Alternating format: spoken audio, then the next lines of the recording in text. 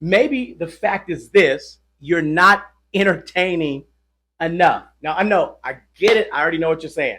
That when it comes down to preaching, when it comes down to ministry, when it comes down to speaking, you don't really tie the word entertainment into that.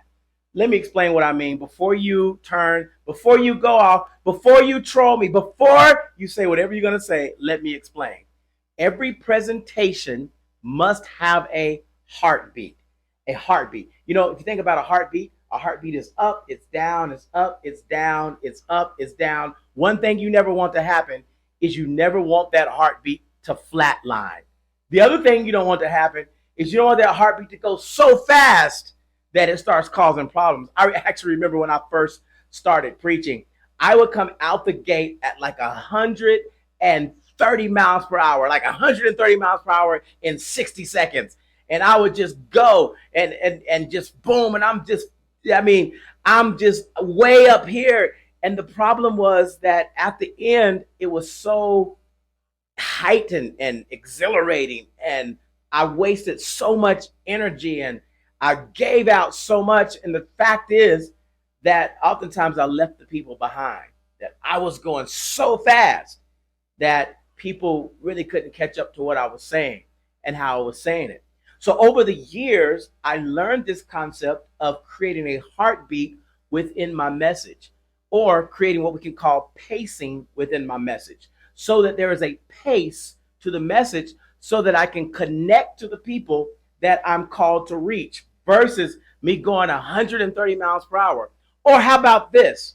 The preacher that goes so slow that it's like there's no heartbeat. And it causes people to literally go to sleep and literally just tune out. We don't want that either. And oftentimes, the fact is this: that whenever you see an audience that's getting restless, or they start looking at their clock, or they're getting up a lot and going to the bathroom in the midst of your talk, in the midst of your sermon, what's happening is you've lost connection.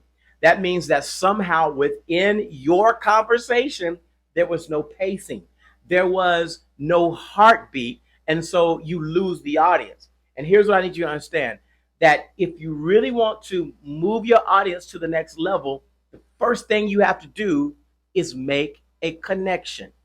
And the best way to make a connection is through this concept of pacing, or creating a heartbeat, or having a flow to your message, so that, like I was, you won't be going 130 miles per hour and everybody's trying to keep up. Everybody's trying to figure out where you're going, and you're going, and you're yelling and you're screaming and you're running. And I was doing all that. Or you're monotone. Jesus loves you. He will keep you. He's God. I hope you really understand what I'm saying. You don't want that message either. You don't want that presentation either. You want to be in a place where your presentation has such a flow that it captivates the people, so that your message can penetrate their hearts. Your message can get deep within their soul, within their spirit, and it can move them to respond not to you, but to the God that's in you. They can respond to the spirit of the message that you want to present. So I'm going to give you three things that will help you with the pacing of your message. Three things that will help you with the flow of your message, so that it won't bore people. You'll make that connection. So let's talk about number one. Number one, the first thing that you need to really master when you're in your message is master the art of storytelling. If you look at Jesus, Jesus was one of the greatest storytellers. Jesus was the greatest storyteller on the face of the earth. He was a storyteller. He told parables constantly to make this connection with the people. So you want to be able to master the art of storytelling. And storytelling is not giving a sequence of events. What do I mean? By saying, well, this happened when I got in the car. And then when I turned right, this happened. And then when I turned left, this happened. And then when I went straight, this happened. And that's the end of my story. The storytelling has a form of dramatism to it.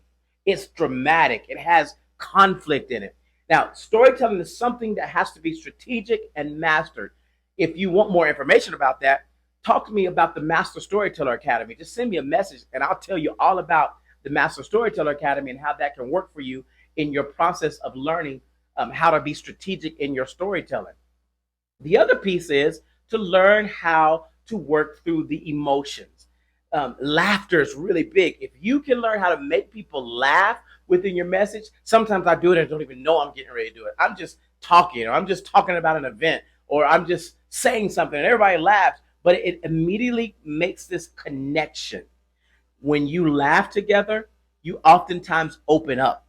When you laugh together, you oftentimes share a moment. And that's what you want to create within your presentation.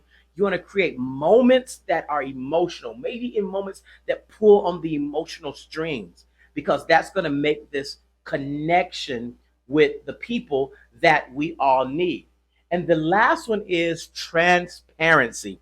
When people know that you are real, when they know that you have something that you've struggled with, or that you've made it through, or something you battled and you got on the other side of it, or maybe even something that you are still battling, and you're telling the people how you're overcoming some different battles, whether it's emotional battles or whatever it is, it brings people into this place where they say, you know what? I'm like him. We relate. And that's what you want to create in your conversation and in your messaging as you create and as you present your powerful message to the people.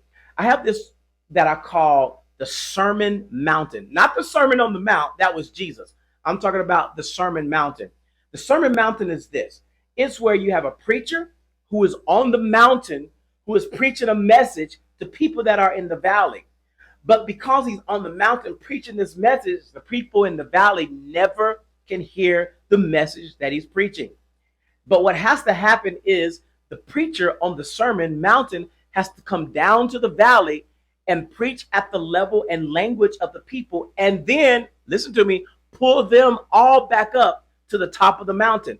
That way, by the end of the message, we're all at the top of the mountain together. But oftentimes, a preacher on Sermon Mountain will preach that message, preach over their head, preach so much stuff, and never go get the people. And he'll walk and leave and go the other way, and the people are still in the valley. But whenever you understand this, and you understand that those I'm called to, I need to create a flow. I don't want to be monotone. I don't want to be too fast, but I want to have a pace that I can go pull them up to this mountaintop with me, and we can all win together.